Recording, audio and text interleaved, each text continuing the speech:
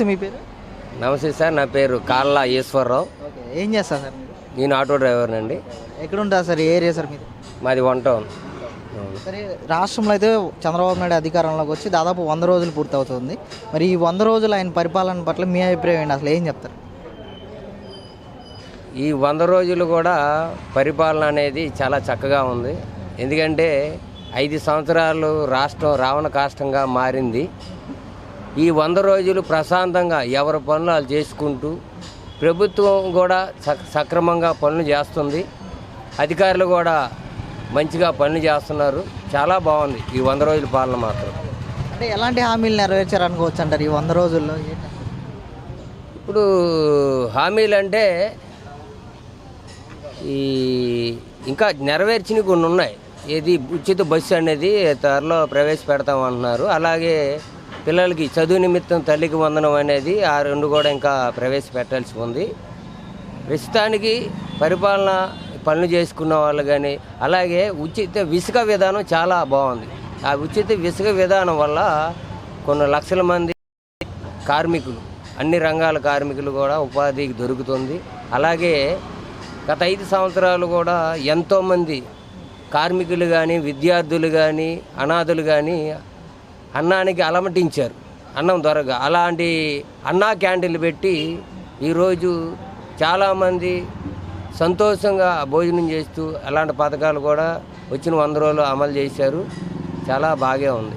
అలాగే విద్యార్థులకి మన లోకేష్ గారు ఎవరు ఒక మెసేజ్ పెడితే ఎమ్మటే దానికి రెస్పాండ్ అయ్యి ఎమ్మటే రియాక్షన్, అంటే ఇదే పనితనం. ప్రభుత్వం చేయాల్సింది ఏంటంటే కష్టం వచ్చిందంటే ఓటర్కి ఎమ్మటే ప్రభుత్వం అండగా ఉందనే ఎమ్మటే దానికి రెస్పాండ్ అవుతున్నారు. ఇక్కడ ఆంధ్రాలో కాదు, ఇతర రాష్ట్రాల్లో కాదు, విదేశాల్లో కూడా కష్టం వచ్చిన ఈ ప్రభుత్వం ఎమ్మటే స్పందించి ఎమ్మటే దానిపైన పరిష్కార మార్గాల్లో దిశగా పనిచేస్తుంది ఈ ప్రభుత్వం. పెన్షన్లు కూడా గత 5 సంవత్సరాలు కూడా అప్పులు చేసి పెన్షన్లు ఇవ్వడానికి వాలంటరీ వ్యవస్థనే పాముగా వాడుకుంది. ఆ పెన్షన్లు వాలంటరీ 4 లక్షల ఉద్యోగాలు ఇస్తారని గతంలో జగన్మోహన్ రెడ్డి గారు చెప్పి కొన్ని లక్షల మంది, ఆ లక్షల మందికి కూడా జీతభత్యాలు ఇవ్వాల్సింది ప్రభుత్వ సొమ్ము, అంటే ప్రజల మీద పడే భారమే. వాలంటరీ వ్యవస్థ కూడా మొత్తం కూడా వైసీపీ కార్యకర్తలు వాళ్ళందరూ ఆ వ్యవస్థను రద్దు చేసి కేవలం సచివాలయం ఉద్యోగులతోనే డేట్ టు డేట్ ఒక్క 24 గంటల్లోనే పెన్షన్ ఇవ్వడం అనేది మామూలు విషయం కాదు. 98% కూడా ఒక రోజులోనే పెన్షన్ ఇచ్చేస్తున్నారు. అంతేకాకుండా మొన్న నెల అయితే ఒక రోజు ముందుగానే, అంటే ఆదివారం ఉద్యోగస్తులు సెలవని ఒక రోజు ముందుగానే ప్రభుత్వం సచివాలయ ఉద్యోగస్తులు కూడా బాగా పనిచేస్తున్నారు. పర్వాలే, ప్రభుత్వ పాలన విధానం అంతా బాగుంది, అందరికీ నచ్చింది, పర్వాలేదు. అంటే ఇప్పటికీ చూస్తున్నాం కదన్న, గతంలో జగన్మోహన్ రెడ్డి గారు చెప్పారు ఈరోజు మేము ఉండుంటే అధికారంలో ప్రజలందరికీ అన్నీ అందాయి అని చెప్పి మాట్లాడుతూ ఉన్నారు. పథకాలన్నీ ఏం చెప్తారు? ఇప్పుడైనా పథకాలు అందుతున్నాయి కదన్న. గతంలో పథకాలు ఏ రకంగా అందాయో అందరికీ తెలుసు. కుడి చేతి ఇచ్చి ఎడం చేతితో లాగేసుకున్నాం. ఇదే జగన్మోహన్ రెడ్డి గారు ఆటో డ్రైవర్లు 10,000 వేసారు. వాస్తవం చెప్పాలంటే ఆటో డ్రైవర్లు అందరికీ 10,000 వేయలేదుగా. 100% ఆటో డ్రైవర్లు ఉంటే ఆయన వేసిందేమో 50% మంది. కానీ ఒక ఆటో ఫీల్డ్లోనే లెక్కేసుకుంటే జగన్మోహన్ రెడ్డి గారు రాకముందు గ్యాస్ రేట్ వచ్చి, మాకు ఆటో గ్యాస్ రేట్ వచ్చి 60 రూపాయల లోపు ఉండేదండి, 55 నుంచి 60 రూపాయల లోపు. జగన్మోహన్ రెడ్డి గారు వచ్చాక ఇంచుమించు అది 95 రూపాయలు అయిపోయింది. ఒక ఆటో ఫీల్డ్ మీద ఒక్క గ్యాస్ పైనే మీరు 35 రూపాయలు పెంచేశారు మీ ప్రభుత్వంలో. అంటే ఒక్కొక్క ఆటో డ్రైవర్ వచ్చి ఇంచుమించు 3-4 కేజీలు కాలుస్తారు గ్యాస్ వచ్చి. ఒక రోజుకి వచ్చి 100 రూపాయలు తీయండి, అంటే 3-4 కేజీల మీద 35 రూపాయలు లెక్కేయండి అదనంగా కేజీకి. అంటే 120 రూపాయలు రోజుకి అదనం భారం పడుతుంది ఆటో డ్రైవర్ మీద. 120 రూపాయలు అంటే సంవత్సరానికి నెలకి ఎంత అయింది? 3,000 రూపాయలు చిల్లర పైన. సంవత్సరం మొత్తం మీద లెక్కేసుకున్న మొత్తం మీద 36,000 రూపాయలు మా మీద లాగి 10,000 రూపాయలు మీరు వేసారు. అది ఆటో డ్రైవర్లు అందరికి కాదు, భారం మాత్రం అందరి మీద పడింది. ఇంకే రకంగా మీరు ఏ పథకాలు ఇచ్చారు? పేరుకి పథకాలు ఇచ్చామని, కానీ చక్రవడ్డీతో సహా అన్ని విధాలుగా లాగేసుకున్నారు. జనాల మీద భారం పడింది అది. నేను మరి రేపు వచ్చే నెల 1 తారీఖు నుంచి కూడా కొత్త మద్యం పాలసీ తీసుకురాబోతున్నారు, ఎలా అనిపిస్తుంది? మంచి ఆలోచన. అంటే మద్యపాన నిషేధం అనేది ఏ గవర్నమెంట్ కూడా అమలు చేయలేదు. ఇంక్లూడ్ ఐక్యరాజ్య సమితి అయినా సరే, ప్రపంచ దేశాలైనా సరే మద్యాన్ని మద్యాన్ని నిషేధించి పాలన చేయడం అనేది జరగని పని.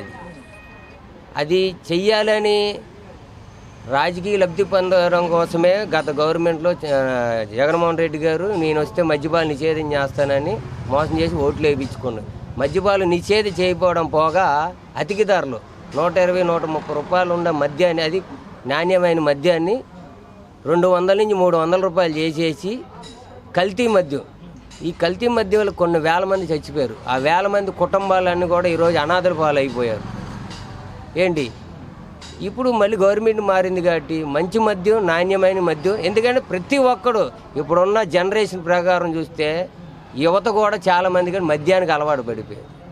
మద్యం అనేది అలవాటు పడ్డారు. పని చేసుకున్న ఒళ్ళు నొప్పులు ఉంటాయి, ఒక కోట తాగుతాడు, అది మనం మానొద్దన్నా మానడు.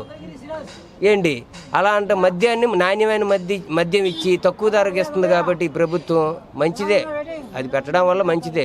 కానీ కొంతమంది ఏంటంటే విపరీతమైన తాగుబోతులు ఉండడం వల్ల కొంతమంది లేడీస్కి దాని ఇబ్బంది వల్ల ప్రభుత్వం గతంలో కానీ ఎప్పుడైనా సరే ప్రభుత్వం మద్యానికి అనుకూలంగా ఉండాలి. అనుకూలంగా ఉంటేనే పాలన నడిచిద్ది. మద్యం మీద ఎంత ఆదాయం వస్తుంది, ఈ ఆదాయం మొత్తం పేదలకు పంచిద్ది ప్రభుత్వం అనేది. కానీ జగన్మోహన్ రెడ్డి గారు ఈ ఆదాయం మొత్తం తన ఖజానాలు వేసుకున్నాం. మద్యం పాలసీ గత ప్రభుత్వంలో చాలా అవినీతికి పాల్పడింది. కానీ అలాంటి మద్యాన్ని మళ్ళీ ఈ కూటమి ప్రభుత్వంలో మళ్ళీ ప్రవేశపెడతాను, వచ్చే నెల నుంచి ఓపెనింగ్ అంటున్నారు కాబట్టి నాణ్యమైన మద్యం ఇవ్వడం వల్ల మంచిదే. నేను మరి ఇక్కడ వరద సహాయం ప్రకటించారు కదా చంద్రబాబు నాయుడు గారు, ఎలా అనిపిస్తుంది అసలు మీ అభిప్రాయం? వరద సాయం కన్నా అంటే ముందు చంద్రబాబు నాయుడు గారికి రాష్ట్ర ప్రజానీకం అందరూ కూడా చేతులెత్తి దండం పెట్టాలి. ఎందుకన్నా అంటే ఆయన వయసు రీత్యా మేమన్నామండి, ఉదయం నుంచి సాయంకాలం దాకా ఆటో తోలితేనే ఒళ్ళు నీరసం వచ్చేసి రెస్ట్ తీసుకోవాలనిపిస్తుంది. అలాంటిది దాదాపు 10 రోజులు విజయవాడ కలెక్టర్ ఆఫీసులో కూర్చొని నిద్ర ఆహారాలు మాని అర్ధరాత్రులు కూడా వరదల్లో బోట్ల పైన తిరగడం ఏంటండి. ముసలాయన ఇప్పుడు అంటే మేము ముసలాయన అనకూడదు, ఎందుకంటే ఆయన మాకన్నా కుర్రోడు లెక్క చెప్పాలంటే. అలాంటి వ్యక్తి అహర్నిశలు శ్రమించి యంత్రాంగాన్ని, ఆంధ్రప్రదేశ్లో ఉన్న యంత్రాంగాన్ని అందరూ కూడా విజయవాడ తీసుకొచ్చి ఏదైతే గతంలో వైజాగ్లో ఉద్దుత్ తుఫాన్లో ఒక మగధీరులాగా ఎదుర్కొన్నాడో అంతకు మించి ఈరోజు వరదలు, అది పెను ప్రమాదం, అది అనుకోకుండా జరిగిన ప్రమాదం. అయినా సరే దానికి తగ్గ తుఫానుకి ఎదురెళ్ళే ధీరుడు లాంటి వాడు మన చంద్రబాబు నాయుడు గారు. కానీ అంత వరదలు వచ్చినా సరే వరదలు తగ్గగానే అమ్మటే దాన్ని క్లీన్ చేయించి ఎక్కడికక్కడ సామాన్య పరిస్థితులు తీసుకొచ్చారు. ఎవరైతే ఇలా ఈ వరదలో మునిగిపోయిన ఇల్లులు, షాప్స్ ఇలా ఉన్నాయో వాళ్ళకి నష్టపరిహారం కూడా ఈరోజు ఆర్థికంగా రాష్ట్రం దెబ్బతిన్నా సరే కానీ ప్రజలు ఇబ్బంది పడుతున్నారు, వాళ్ళు బాధపడకూడదని ఈరోజు ఇప్పుడే చూసాం మీ మెసేజ్ కూడా టీవీలో కూడా. గ్రౌండ్ ఫ్లోర్ ములిగిన వారందరూ కూడా 25,000, అలాగే పైన ఉన్న వారికి 10,000, ఇలాగ 5,000 ఇలా పెట్టారు. మంచి సహాయం అది. అంటే ఎవరికి కూడా మొత్తం సాయం చేయలేరు, ఎందుకంటే ప్రభుత్వం సాయం చేసిందైనా ప్రజల సొమ్మే కాబట్టి వాళ్ళు బాధపడకూడదు, ప్రభుత్వం అప్పులో ఉందని బాధపడకూడదని ఆయన పెద్ద మనసుతో ఈ సాయాన్ని కూడా చేస్తున్నందుకు ప్రజలందరూ కూడా చాలా కృతజ్ఞతగా ఉన్నారు. ఏదైనా సరే ఈ 3 నెలల్లో మంచి సుపరిపాలన అందిస్తున్నారు. ఇది చాలా మెచ్చుకోదగ్గ విషయం. కూటమి ప్రభుత్వం ప్రజలు కోరుకునేది ఇదే. ప్రతి ఒక్కడికి స్వేచ్ఛ, మాట్లాడే హక్కు ఉంది. ప్రభుత్వం తప్పు చేస్తే మాట్లాడే హక్కు కూడా ప్రజలకు ఉంది. గతంలో ఎన్ని తప్పులు చేసినా మాట్లాడిన తీసుకెళ్ళి లోనేయడం, లేదా కొట్టడం, తిట్టడం, చంపడాలు ఇవే జరిగాయి. కానీ ఈ ప్రభుత్వం నారా చంద్రబాబు నాయుడు గారి ముఖ్యమంత్రి నాయకత్వంలో పాలన కూడా బాగా సాగుతుంది. అధికారులు కూడా సక్రమంగా పనిచేస్తున్నారు. గతంలో ప్రభుత్వానికి భయపడేవారు, అంటే వాళ్ళు పంచేద్దామన్నా వీళ్ళు చేయనిచ్చేవారు కాదు.